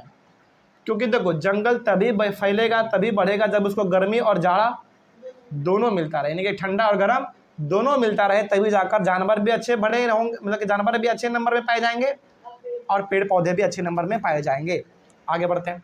तो जैसे जैसे समय बदला, ठंडे से हम लोग गर्मी की तरफ आगे बढ़े, तो हमारे पास जानवरों का संख्या भी बढ़ा, पेड़ पौधों का भी संख्या बढ़ गया बहुत बड़े लेवल पे। आगे बढ़ते हैं। जैसे हमारे पास डियर, एंटीलोप, गॉड, सीप, कैटल, इन सभी एनिमल्स का संख्या धीरे धीरे बढ़ने लग गया। Those who hunted these animals now followed them and learning about their food habitats and their breeding seasons। और जो लोग इन प्रकार के जानवरों को मारते थे, शिकार करते थे, मार के खाते थे, उन लोगों ने भी इन सारे जानवरों को फॉलो करना स्टार्ट कर दिया। फॉलो करने का मतलब है वो लोग ये पता लगाने लग गए कि ये जानवर किस सीजन में कहाँ जाता है, क्या खाता है ना। तभी जाकर हम लोग इनके बारे में जान पाएंगे और इनका शिकार कर पाएंगे। जैसे यदि लोगों को पता ही नहीं होगा कि गर्मी आ गया है, जानवर उधर चले गए हैं, तो क्या कभी लोग इसको ढूंढ पाएंगे? नहीं ढूंढ पाएंगे। तो कहने का सिंपल सा मतलब है कि लोग भी अब जानवर को क्या करने लग गए थे? फॉलो करने लग गए थे। ये पता लगाने लग गए थे कि जानवर कहाँ जा रहे हैं, है ना, वो कहाँ रहते हैं, क्या खाते हैं। इन सब चीज़ों के बारे में लोगों ने जानवरों के बारे में पता लगाना स्टार्ट किया। ठीक है, आगे। और वो लोग मतलब कि जानवर किस महीने में कहाँ रहते हैं, वो किस महीने में क्या खाते हैं, वो अपने बच्चों को जन्म कब देते हैं, इन तमाम प्रकार के चीज़ों के बारे में वो लोग जानकारी इकट्ठा करने लग गए, जिनसे उनको ये आइडिया मिल पाता कि कब उनका शिकार करना है और कब शिकार नहीं करना है। ठीक है, आगे। This helped people to start thinking about herding and rearing these animals themselves। अब लोगों को धीरे धीरे ये समझ में आ गया था कि जानवरों को केवल मारने से काम नहीं चलने वाला, क्योंकि यदि जानवरों को लगातार मारते रहे तो एक समय पे सारा जानवर क्या हो जाएगा? खत्म हो जाएगा। तो लोगों ने अब सोचा कि जानवरों को मारने के बजाय जानवरों को अब पालना स्टार्ट करो, क्योंकि यदि जानवरों को पालना स्टार्ट करोगे तो बहुत ज़्यादा संख्या जानवरों का बढ़ जाएगा, है ना। तो यहीं से जानवरों का पालना स्टार्ट हो गया। समझ में आ रही है बात? जैसे हम लोग आज गाय पालते हैं, भैंस, बैल, बकरी, ये सब हम लोग आज पालते हैं। क्यों पालते हैं? क्योंकि उनसे हम लोगों को दूध मिलता है ना। दूध से अलग अलग प्रकार की चीज़ें बनते हैं, वो अपने बच्चों को जन्म देता है, तो जानवर का संख्या भी बढ़ता है। समझ में आ रही है बात? तो लोगों ने अब जानवरों को मारने के बजाय क्या करना सोचा? जानवरों को पालना सोचा, क्योंकि उनको धीरे धीरे समझ में आ गया था कि जितना संख्या आज जानवर का है, इतना संख्या हमेशा नहीं रहने वाला है, कभी न कभी तो खत्म हो जाएगा, तो फिर खाएंगे क्या भाई? तो लोगों ने जानवरों को पालना स्टार्ट कर दिया। Wheat, barley and rice grew naturally in different parts of the subcontinent. और कई सारे जगह पर, इंडिया के अलग अलग जगह पर चावल, बार्ले, है ना, फिर से गेहूँ, इन सब का खेती अपने आप उगने लगा। और जब अपने आप, देखो कोई बहुत सारे ऐसे प्लांट होते हैं जो अपने आप उग जाते हैं, तो चावल का, गेहूं का, बार्ली का प्लांट अलग अलग जगह पर जब उगा, तो लोगों ने जब उनको खाया तो उनको स्वाद उनका बड़ा अच्छा लगा। तो उनको लगा ना कि यार ये ऐसा प्लांट है ना जिनको खा रहे तो बड़ा अच्छा लग रहा है, अच्छा स्वाद भी आ रहा है, तो क्यों ना इनका खेती किया जाए। तो लोगों ने इनका खेती भी करना स्टार्ट कर दिया। देखो यहाँ पे ना आपको हम ये समझा रहे हैं कि किस तरीके से लोगों ने जानवर को पालना स्टार्ट किया और किस तरीके से लोगों ने खेती बाड़ी स्टार्ट किया। लोगों ने जानवर को पालना कब से स्टार्ट किया? जब उनको ये आइडिया लग गया कि भैया मारने से केवल काम नहीं चलेगा, जानवर को पालना भी सीखो, है ना। क्योंकि हमेशा यदि जानवर को मारते रहोगे तो जानवर बचने वाले नहीं है फिर। तो लोगों ने जानवर को पालना स्टार्ट कर दिया। फिर उनको पता चला कि यार ये जैसे वीट, बार्ले, राइस, ये सब ऐसा चीज़ है जो कि खाने में अच्छा उनको लगा। तो उनको लगा कि यार जब ये चीज़ अच्छा लग रहा है तो इनको क्यों ना और ज़्यादा उगाया जाए, ताकि इनका समस्या कभी हो ही ना, आराम से हम लोग को अनाज हमेशा मिलता रहेगा। आगे, men, women and children collected this grains as food. महिलाएं, बच्चे, पुरुष, हर किसी ने इस प्रकार के अनाज को इकट्ठा करना स्टार्ट किया। And learned where they grew and when they ripened. और उन लोगों ने ये भी पता लगाना स्टार्ट किया कि इसको कैसे लगाना है, कैसे इनका खेती बाड़ी करना है, कब इनको पानी चाहिए होता है, कब इनको काटना होता है ना, सब चीज़ इनके बारे में इन लोगों ने जानना स्टार्ट कर दिया। तो ओवरऑल हम लोग अब ये समझ सकते हैं कि जहाँ पहले लोग जानवरों पे डिपेंड रहते थे कि जानवर को मारेंगे और खा के अपना पेट भर लेंगे, वहीं अब लोग जानवरों के बारे में, पालने के बारे में सोच रहे हैं। सोचो, उनका ख्याल रखने के बारे में सोच रहे हैं।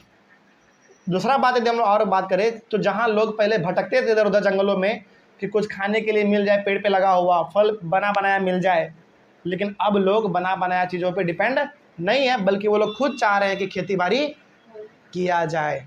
कब तक भटकोगे इधर से उधर अनाजों के लिए? तो लोगों ने जानवर को पालना भी स्टार्ट कर दिया और खेती बाड़ी भी करना स्टार्ट कर दिया, और हर प्रकार के लोग इसमें इन्वॉल्व हुआ करते थे। महिलाएं, पुरुष, बच्चे, है ना, सबको इसमें इन्वॉल्व हुआ करते थे।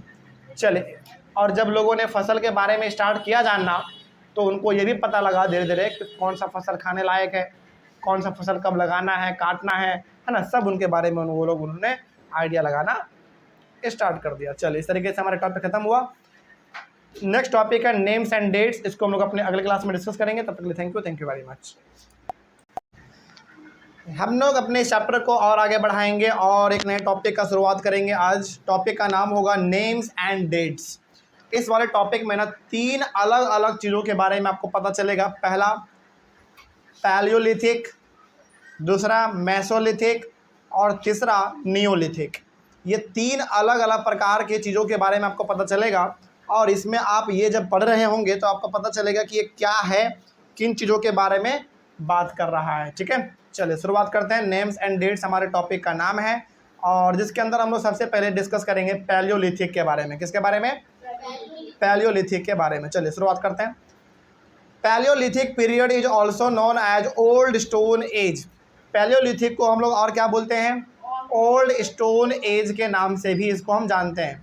तो यदि आपके सामने कभी ओल्ड स्टोन एज बोला जाए या फिर पैलियोलिथिक बोला जाए, दोनों का मतलब क्या समझेंगे आप? सेम समझेंगे। ठीक है, तो Palaeolithic period is also known as the old stone age. अब यह है क्या, थोड़ा इसके बारे में बात कर लेते हैं, लेकिन अभी फिलहाल याद रखिएगा कि पैलियोलिथिक को हम लोग ओल्ड स्टोन एज भी बोलते हैं। अब यह है क्या, थोड़ा इसके बारे में समझते हैं। देखिए, the word palaeolithic is taken from Greek word palaeo meaning old, lithos meaning stone, hence old stone age. ये जो पैलियोलिथिक शब्द है ना, ये 2 शब्दों से मिलकर बना हुआ है, 2 ग्रीक शब्द से मिलकर बना हुआ है। ग्रीक शब्द का मतलब आप सिंपल से ऐसे समझो, जैसे हम लोग बोलते हैं ना Hindi word, English word, Gujarati word, Marathi word, है ना, हम लोग इसे बोलते हैं। उसी प्रकार से ग्रीक वर्ड हमारा है। तो पैलियोलिथिक जो है वो 2 ग्रीक वर्ड से मिलकर बना हुआ है। किससे? 2 ग्रीक वर्ड से मिलकर बना हुआ है। पहला पैलियो, PALAEO, पैलियो, जिसका मतलब होता है ओल्ड, और लिथोस का मतलब होता है स्टोन। तो इसको पूरा आप एक बार जोड़ दोगे तो क्या हो गया? ओल्ड स्टोन, और एक शब्द आप आगे लगा लो एज, तो क्या हो गया? Old stone as. ओवरऑल कहने का मतलब है कि पैलियोलिथिक का मतलब होता है ओल्ड स्टोन एज, जिसका मतलब होता है कि आज से बहुत समय पहले के बारे में बात हो रहा है। अब कितने समय के बारे में पहले बात हो रहा है, थोड़ा उसके बारे में जान लेते हैं हम लोग। The Paleolithic period extends from 2 million years ago to about 12,000 years ago। यानी कि पैलियोलिथिक का जो समय है वो आज से आप 12,000 साल पीछे चल जाओ, 12,000 पीछे साल जाके 2 मिलियन साल तक पीछे के समय के बारे में बात करेगा। मतलब सबसे पुराना जगह लो आप, सबसे पुराना समय लो जो हम लोग इस चैप्टर में भी डिस्कस करते आ रहे हैं। 2 मिलियन यानी कि 20 लाख साल से लेके आज से 12,000 साल पहले तक के बारे में बात करता है। कहाँ पे? पैलियोलिथिक में। तो यदि आपसे कोई पूछे कि बताओ पैलियोलिथिक जो हमारा टाइम पीरियड है ये कितने से कितने समय के बीच का बात करता है, तो बताइएगा आज से 20 लाख साल पहले का समय से लेके आज से 12,000 साल पहले का जो समय है, यानी कि 12,000 से लेके 20 लाख के समय का जो हमारा टाइम पीरियड है उसी को हम लोग क्या बोलेंगे, पैलियोलिथिक बोलेंगे। कोई दिक्कत इसमें? तो ये जगह मतलब ये जो टाइम पीरियड है ये बहुत पुराना हुआ ना, इसीलिए हम लोग इसको बोलते हैं ओल्ड स्टोन एज। क्या बोलेंगे? Old stone as. Old stone as का सिंपल सा मतलब है कि यहाँ पे जो भी बात होगा वो बहुत ही पुराने पुराने चीज़ों के बारे में बातें होंगे। ठीक है, आगे। This long stretch of time is divided into the lower, middle and upper Palaeolithic.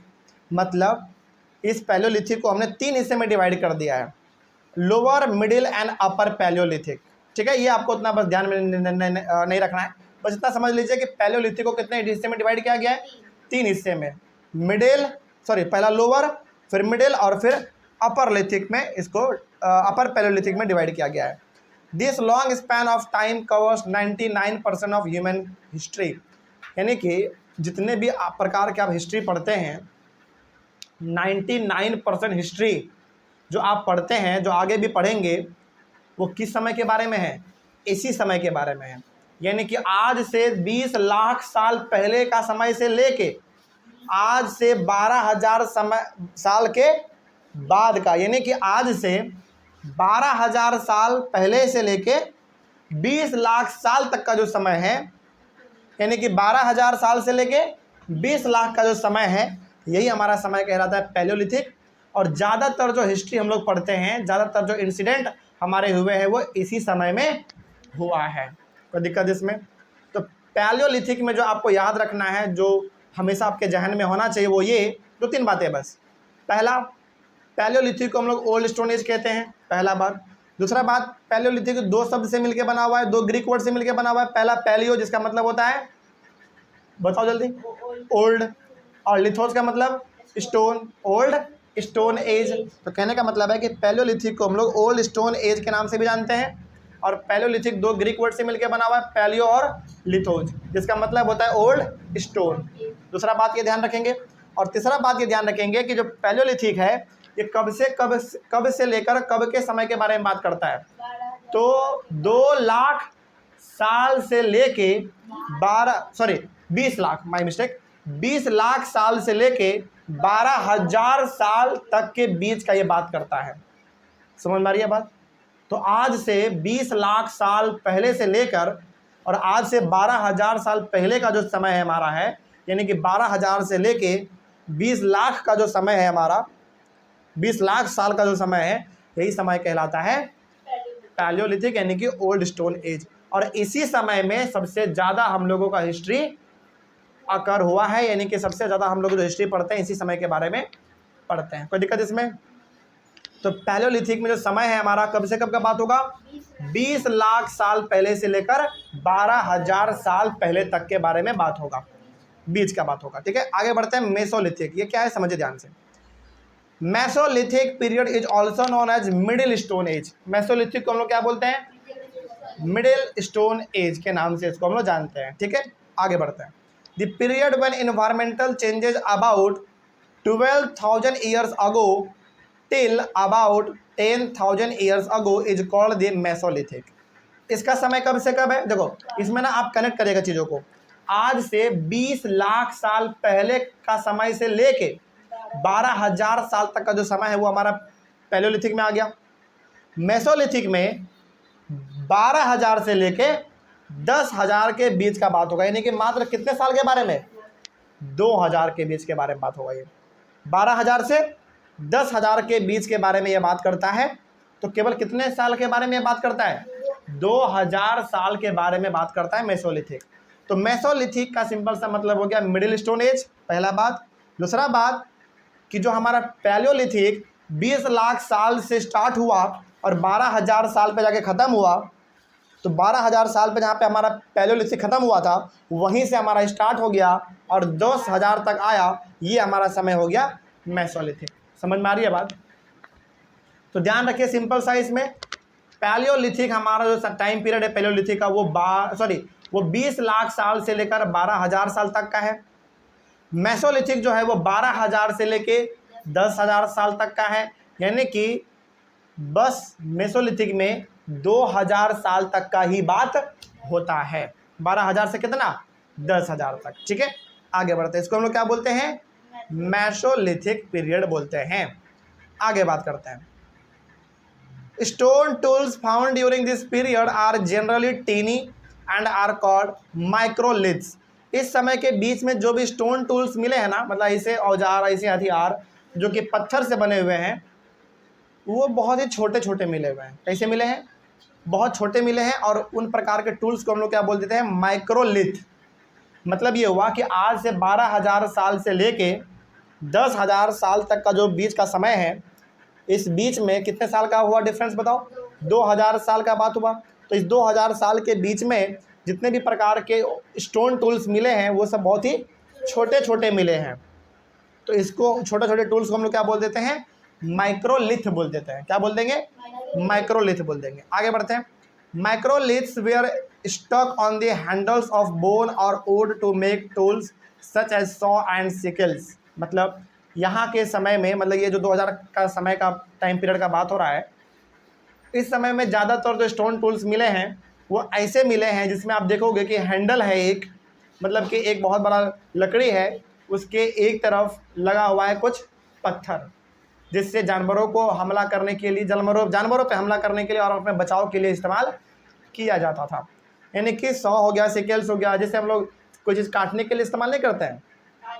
हाँ बिल्कुल, उसी प्रकार काटने वाले चीज़ों का इस्तेमाल हम लोग जो करते हैं आज के ज़माने में, ऐसा ही कुछ स्टोन टूल्स उस समय पे हम लोगों को मिला है।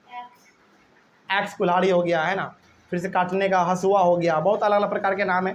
तो इन सब प्रकार के चीज़ों को कब पाया गया है, मेसोलिथिक पीरियड में पाया गया है, यानी कि 12,000 से लेके 10,000 के बीच में पाया गया है। कोई दिक्कत इसमें, चलिए आगे बढ़ते हैं। तो इसमें ना ज़्यादा इंपॉर्टेंट क्या है पता है, डेट याद रखना आपको कि कब से कब के बीच में कौन सा बात हो रहा है। तो पैलियोलिथिक में आज से 20 लाख साल से लेके 12,000 साल पहले के बारे में बात होगा।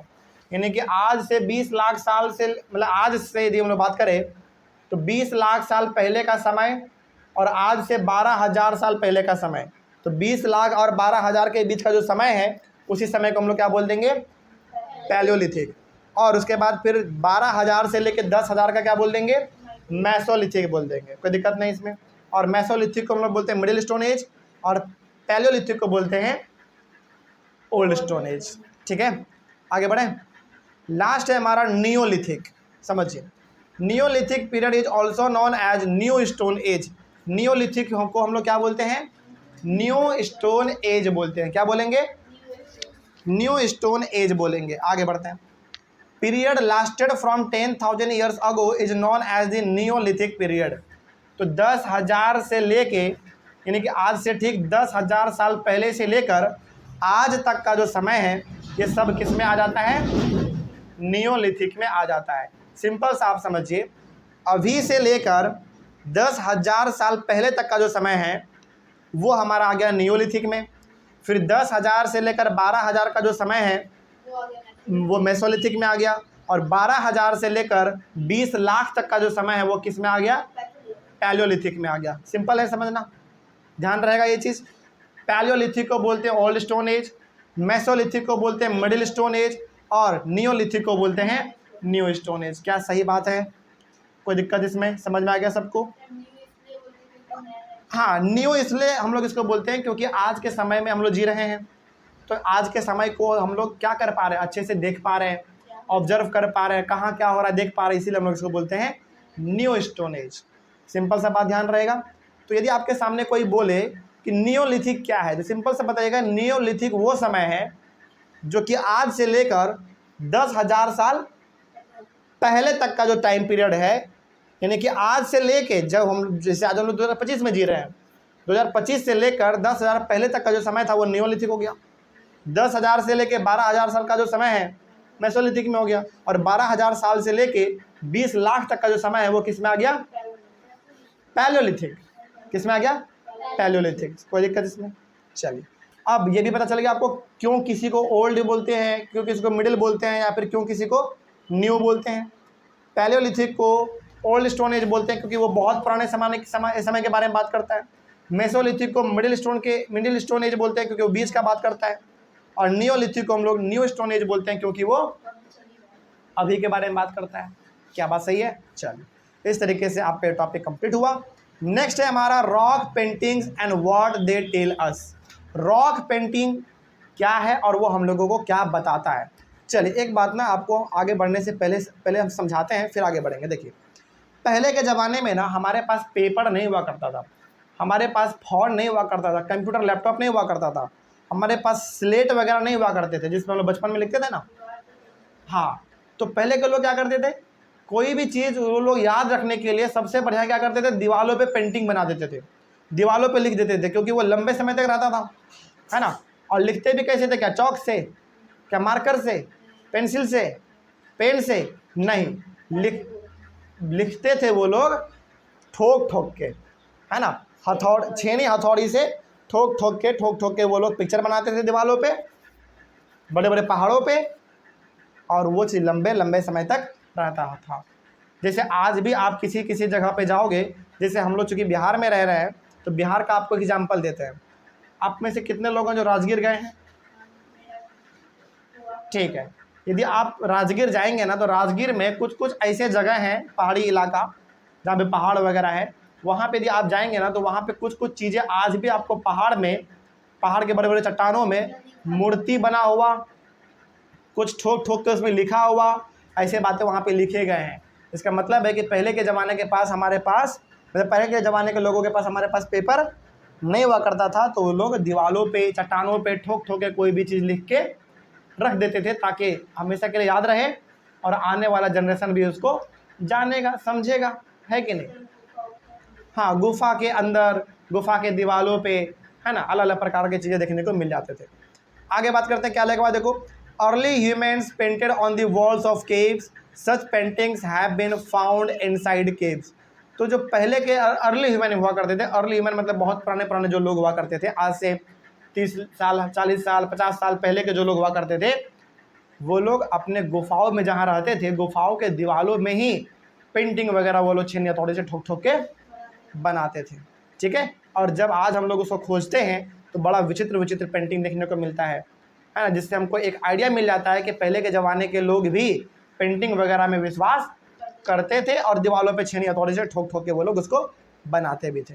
आगे बढ़ते हैं। These paintings give us some idea about the life of early humans. उस पेंटिंग को देखकर हम लोगों को ये अंदाज़ा मिलता है कि पहले के ज़माने के लोग किस तरीके से अपने जीवन को जीते थे और किस तरीके से नॉलेज को शेयर करते थे। जैसे आज हम लोग को कुछ शेयर करना होता है नॉलेज से चीज़, तो हम लोग या तो उसको कॉपी दे देते हैं, या फिर व्हाट्सअप भेज देते हैं, या फिर गूगल कर लेते हैं, या फिर बुक में लिख देते हैं। लेकिन क्या ऐसा कुछ था पहले?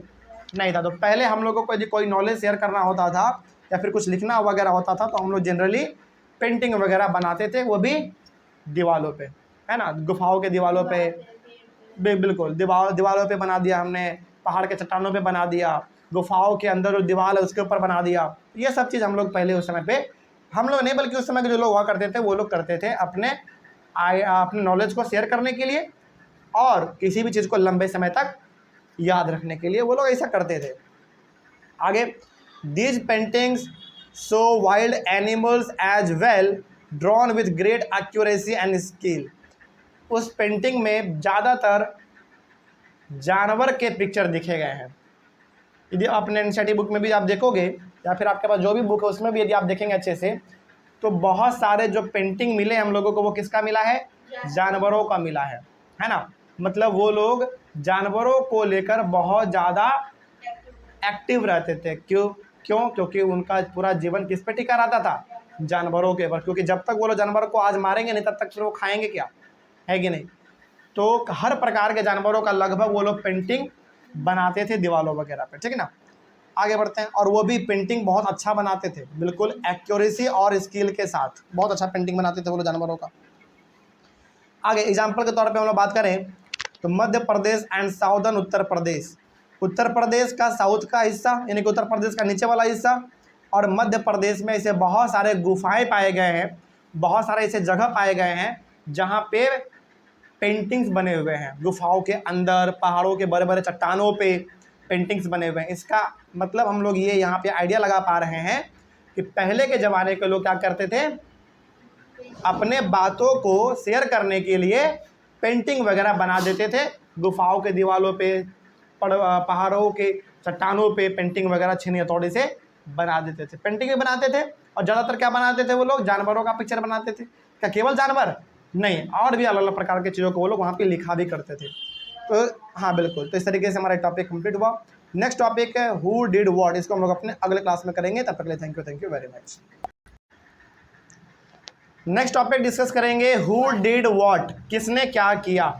इसमें हम लोग बेसिकली पढ़ेंगे कि महिलाएं उस समय पे क्या कर रही थी, बच्चे क्या कर रहे थे, पुरुष क्या कर रहे थे, इन सब चीज़ों के बारे में डिस्कस करेंगे हम लोग। शुरू करते हैं। Both men and women may have done many things together, यानी कि बहुत पहले के बारे में यदि बात करें हम लोग और आज के बारे में भी यदि हम लोग बात करें तो हर प्रकार के पुरुष और हर प्रकार के महिलाएं सब मिलकर काम करती हैं कि नहीं, बिल्कुल। तो ऐसा मत समझिएगा कि आज ही केवल पुरुष और महिलाएं अलग अलग जगह पे काम करती हैं, मतलब कि केवल मतलब आज के समय में ये बिल्कुल मत समझिएगा कि आज महिलाएं काम करती हैं, नहीं, महिलाएं पहले भी काम क्या करती थी। तो मेन हो गए, वुमेन हो गए, इन दोनों ने मिलकर बहुत सारे कामों को एक साथ किया है, ठीक ना। मतलब जहाँ पे मेन काम कर सकते थे वहाँ मेन किया है काम, जहाँ पे फीमेल काम कर सकती थी वहाँ पे फीमेल ने काम किया है। ओवरऑल कहने का मतलब है कि जहाँ जिनका ज़रूरत पड़ा वो उन्होंने वहाँ पर अपना काम किया है। आगे, it is also possible that some task were done only by women and others only by men. तो कुछ ऐसे टास्क हुआ करते थे उस समय पे जो केवल मेन कर सकते थे तो मेन करते थे, ऐसे टास्क जो केवल महिलाएं कर सकते थे महिलाएं करती थी। समझ आ रही है बात। तो कहने का सिंपल सा मतलब है कि मेन और वुमेन दोनों ने मिलकर कई बार एक साथ भी काम किया है और कई बार अकेले भी काम किया है। जब जब जरूरत पड़ा है तब तब ये लोग अपने कामों को करते थे। नेक्स्ट है हमारा ऑस्ट्रिचेज इन इंडिया। ऑस्ट्रिच समझते हैं आप? अरे ऑस्ट्रिच एक पक्षी का नाम है भाई, ऑस्ट्रिच एक पक्षी का नाम है जिसको हम लोग हिंदी में क्या कहते हैं, शुतुरमुर्ग। क्या बोलते हैं? शुतुरमुर्ग। और बहुत लंबा पक्षी होता है वो। जैसे आप हमारे बगल में क्या है, पटना जू है, तो पटना जू में यदि आप जाके देखोगे ना तो ऑस्ट्रिच जो है वो बहुत बड़े बड़े हैं। हाँ, तो बहुत बड़े हैं। देखते हैं क्या है कंडीशन ऑस्ट्रिचेज इन इंडिया का। Ostriches were found in India during the palaeolithic period. सोचो, यानी कि इंडिया में जो ऑस्ट्रिच है वो आज से नहीं है, ये पैलियोलिथिक पीरियड से है। इसका मतलब 20 लाख साल पहले से लेकर 12,000 साल के बीच में इंडिया के अंदर ऑस्ट्रिच पाए जाते थे और आज भी है। इट मीन्स आप ये बोल सकते हैं कि सबसे पुराना पक्षी हमारा जो कोई है, बहुत सारे होंगे लेकिन उनमें से हमारा एक और क्या है, ऑस्ट्रिच भी है। यानी कि ऑस्ट्रिच जो है ये पैलियोलिथिक पीरियड का पक्षी है। तो क्या नया पक्षी है ये? क्या इंडिया में ये नया है? बिल्कुल भी नहीं, ये बहुत ही पुराना पक्षी है। ठीक है, आगे बात करते हैं। Large quantities of ostrich egg cells were found at पटने इन महाराष्ट्र। और जब हमारे साइंटिस्ट लोगों ने ज़मीन को खोदा, बहुत सारे चीज़ों को उन्होंने जब पता लगाया तो पता चला कि महाराष्ट्र में एक जगह है पटने, पटना नहीं है, इसका स्पेलिंग है PATNE, पटने। और हमारे बिहार में जो पटना है उसका स्पेलिंग है PATNA। तो महाराष्ट्र में एक जगह है जिसका नाम है पटने। क्या है? पटने। वहाँ पे बहुत सारे ऑस्ट्रिच के अंडे का सेल मिला, यानी कि अंडे का छिलका मिला है, जिससे हम लोगों ने रिसर्च किया तो ये पता चला कि ऑस्ट्रिच इंडिया में आज से नहीं है बल्कि वो पैलियोलिथिक पीरियड से ही है। समझ में आ रही है बात। तो जो ऑस्ट्रिच है वो बहुत ही पुराना पक्षी है भारत में। क्या नया पक्षी है?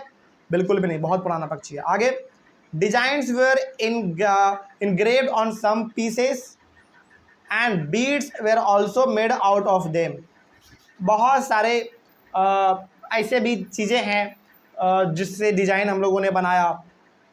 मतलब कि बहुत सारे ऐसे अंडे के छिलके मिले हैं जिसमें कि अलग अलग प्रकार के डिज़ाइन को हम लोगों ने दिया, मतलब डिज़ाइन हम लोगों ने उनसे बना लिया। कई सारे अंडों के छिलके ऐसे थे जिनसे हम लोगों ने बीड्स बना लिया। बीड्स मतलब छोटे छोटे चमकीले मोती टाइप हमने उसको बना लिया। तो ऐसा भी चीज़ हम लोगों को देखने को मिलता है। कोई डाउट इसमें? तो ओवरऑल कहने का सिंपल सा मतलब हुआ कि ऑस्ट्रिच हमारे इंडिया में पैलियोलिथिक पीरियड से ही है और आज भी है और आने वाले समय में भी रहेगा। ठीक है, आगे बढ़ते हैं। अगला है हमारा अ क्लोजर लोक हंगसी। हंगसी एक जगह का नाम है। चलिए उसके बारे में थोड़ा बात करते हैं। क्या लिखा हुआ है देखिए, a number of early palaeolithic sites were found in Hunsgi. Hunsgi एक जगह है जहाँ पे बहुत सारे चीज़ें ऐसे मिले हैं जो कि पैलियोलिथिक पीरियड में हुआ करता था, यानी कि आज से बहुत समय पहले हुआ करता था, वो चीज़ हंगसी में खोजा गया है। मतलब हंगसी एक जगह है जहाँ पे जब रिसर्च किया गया हमारे साइंटिस्ट लोगों के द्वारा तो उनको बहुत सारे चीज़ें ऐसे मिले जो कि पैलियोलिथिक पीरियड में हुआ करता था। ठीक है, आगे। At some sites a large number of tools were use for all sorts of varieties. These were probably habitation cum factory sites. मतलब बहुत सारे जगह तो ऐसे पाए गए हैं हंगसी में बहुत सारे ऐसे जगह पाए गए हैं जहाँ पे भारी मात्रा में टूल्स बनाए जाते थे अलग अलग कामों के लिए। और याद कीजिए हमने आपको क्या बोला है कि पहले के ज़माने के लोग स्टोन टूल्स बहुत बनाते थे, यानी कि ऐसा औजार जो किससे मिलके बना होता था, स्टोन से मिलके बना होता था, पत्थरों से बना होता था। उस समय के लोग पत्थरों से बने हुए औजार टूल्स बहुत बनाते थे। तो ऐसा टूल्स बहुत सारे जगहों पे मिला है हंगसी में। कोई दिक्कत इसमें? जिसको कि हम लोग हैबिटेशन कम फैक्ट्री साइट्स भी कह सकते हैं। और याद आ गया अब आपको हैबिटेशन कम फैक्ट्री साइट्स क्या था? पहले हम लोगों ने इसको पढ़ रखा है। चलिए आगे बढ़ते हैं। Most tools were made from lime stone which was locally available. तो हंगसी में ऐसे बहुत सारे टूल्स मिले हैं जो कि बहुत पहले बनाए गए थे। कुछ स्टोन टूल्स भी मिले हैं जिसमें जो कि स्टोन से बना है और कुछ ऐसे भी चीज़ें मिले जो कि लाइम स्टोन से बना है। और लाइम स्टोन भी एक ठोस पत्थर ही होता है एक तरीके का, जो कि उस समय पे हंगसी में आसानी से मिल जाता होगा आसपास में। तो उनसे भी उन लोगों ने टूल्स को बनाया और वो चीज़ हम लोगों को आज मिलता है जब हम लोग हंगसी में रिसर्च करते हैं, ज़मीन को खोदते हैं तब। कोई दिक्कत इसमें?